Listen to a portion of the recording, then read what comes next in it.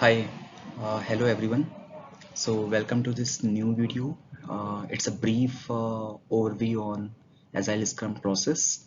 We will understand the process as a combination of four threes. So let's start.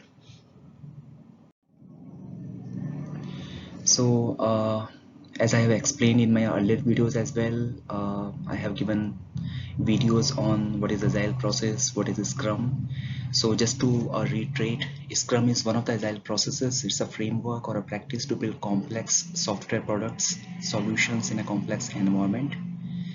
We have many other processes as part of Agile methodology. We have Scrum, Kanban, XP, Extreme Programming, FTD, Feature Driven Development, and it all depends upon the project needs and the fitment which agile processes we want to use in our project. Scrum is more suitable for new software development where requirements are evolving or requirements are changing. Now when we say Scrum as a framework, so I mean, in order to understand this framework, I describe it as a combination of four threes, and these threes are: we have three Scrum roles, we have three ceremonies, we have three Scrum artifacts, and we have three metrics which is primarily used in Scrum.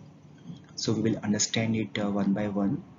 So when it comes to the roles, at a very basic one, we have three Scrum roles. We have product owner. Product owner is a person who manages the product backlog. He manages the requirements. He's a single point of contact for the team in order to understand the product requirements. He maintains the product backlog and keeps it prioritized.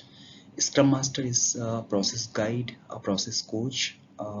He is helping product owner as well as the team from a process perspective.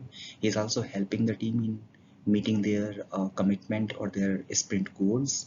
Scrum team is a cross-functional team of developers who is actually working on the deliverables and is committed to the sprint goal. Now, when we say meetings, so there are three prime meetings in Scrum. We have a sprint planning meeting, which happens on the very first day of a sprint or iteration. And the whole idea about this meeting is to understand the high priority user stories or requirements from the product owner, understand those requirements, and based on the estimates provided by each of the member of the team provides the commitment, like what will be the scope of the sprint, what will be the how many user stories team will be delivering, so that everything gets finalized as part of the sprint planning meeting, especially in terms of like what all needs to be delivered. Daily stand-up meeting, as its name suggests, it happens on a daily basis, and this is a forum for the team where team discusses the progresses on their work towards the sprint. They also discusses any bottlenecks, any impediments or issues which needs to be disclosed.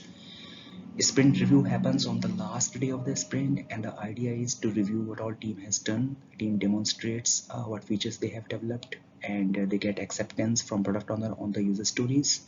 Retrospective is again one of the team meetings, and the whole idea is this is a forum for the team where they can do the inspect and adapt. Basically, they can understand what all things they are doing well and what are the areas where they need to improve. And the area could be it could be from a process perspective, be it from a technical perspective, be it from a tools, anything where team feels like collectively they can improve. Moving forward, uh, when we say artifacts in Scrum, so I mean we have a user story to start with. A user story is nothing but a distinct requirement. Product backlog, one of the artifact which maintains the list of user stories in the project. We have a sprint backlog, which is basically a to-do item list for the team in a particular iteration or a sprint. And when we say Scrum metrics, so we have three Scrum metrics. We have a sprint burn down, we have a release burn down, and team's velocity. So sprint burn down basically depicts how many hours of work is remaining on a particular day of an iteration, how many hours of work team has completed, whether team is rightly on track, whether they are lagging behind.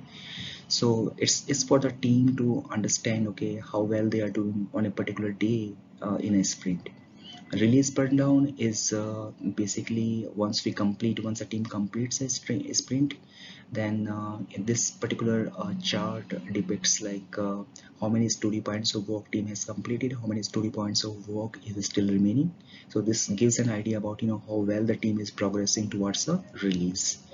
Team's velocity is another parameter, another matrix. So it's basically it depicts like for a particular team what is the average amount of work they can complete in a given iteration.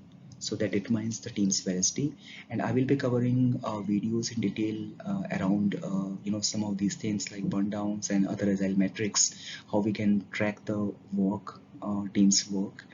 So these are the three these are the four threes on the basis of which we can define Scrum more from a framework perspective. So thanks everyone, thank you for watching this brief video, and if you are new to the channel, please subscribe. Thank you.